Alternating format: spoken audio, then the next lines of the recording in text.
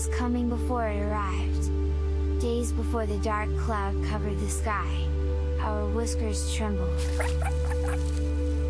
We could feel the shift in the air, and the energy building from some place we couldn't see.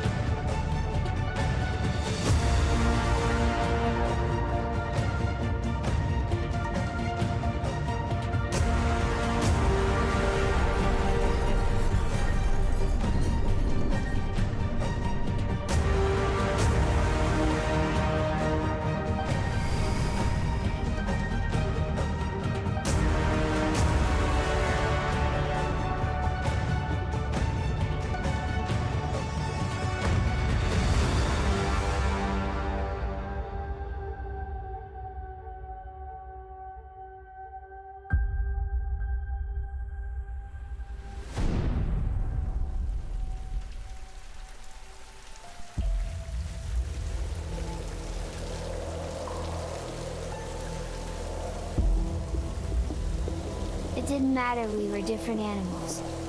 We shared a knowing in those days before the sun was blotted out. We helped each other gather what we could before we burrowed underground.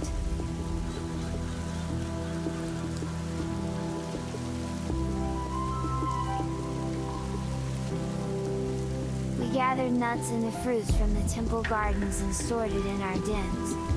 We stole vegetables and tofu from the monks when they weren't cooking and added it to our storeroom.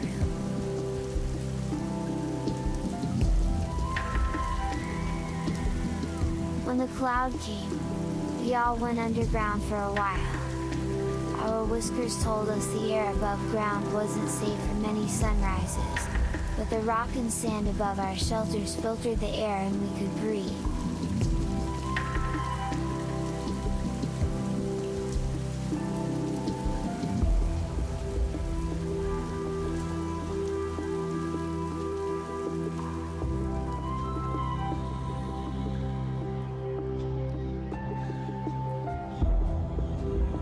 We waited.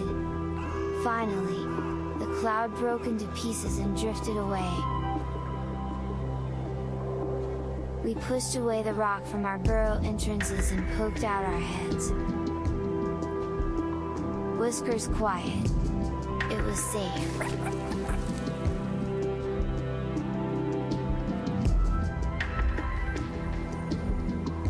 With the sky blue again, the green started coming back to the city.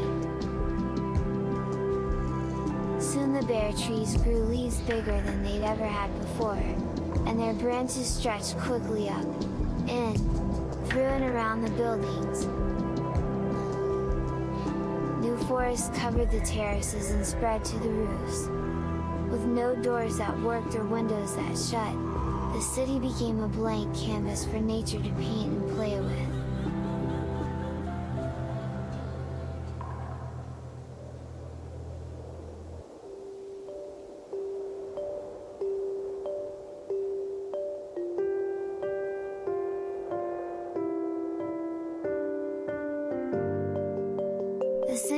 unknown was still there, but it had changed.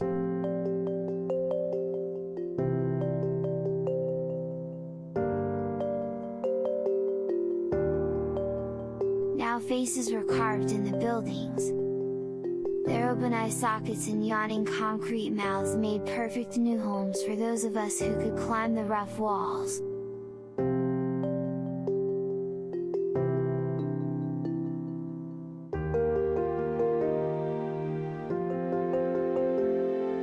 Closer to the streets, new openings in the buildings connected and intertwined, giving us spacious shelters to start our new lives. The birds flew to the top of skyscrapers, finding new perches and roosting spots where none had been before.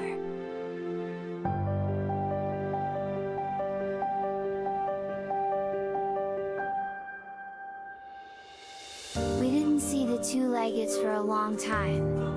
They must have burrowed someplace else. But when the green came back, they did too.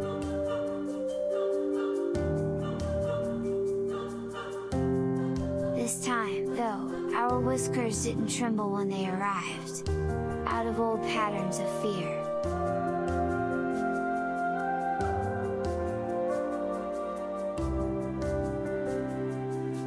They walked more softly now, and their energy was quiet when they saw us being in the places they used to live. They didn't try to scare us or hunt us or shoo us away, or make us move out of our homes.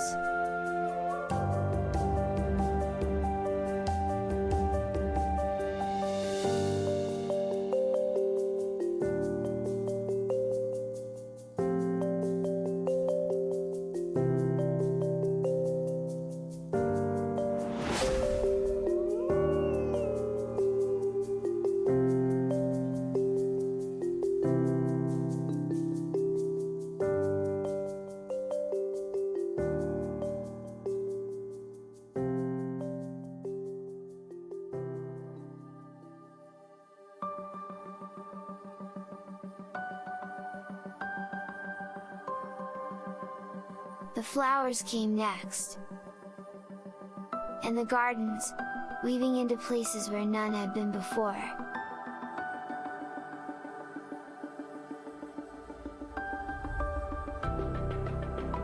Their tendrils reached through the concrete and erupted in color and fruit and vegetable, clinging to the side of a tower or caressing the head of an old statue.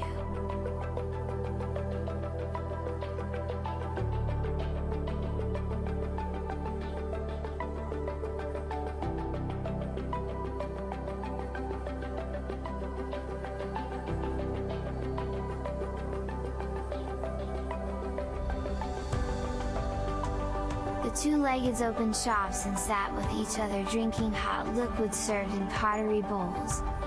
It smelled foreign, but good, and they left bowls outside for us to eat.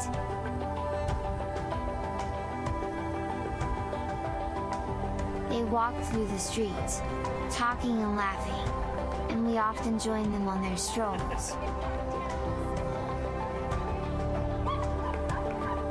On the nights when the full moon would rise over the highest hill, we'd all gather there, sitting in the grass under the trees, looking down at the soft lights of our city, remembering the dark cloud that brought with it such light and color.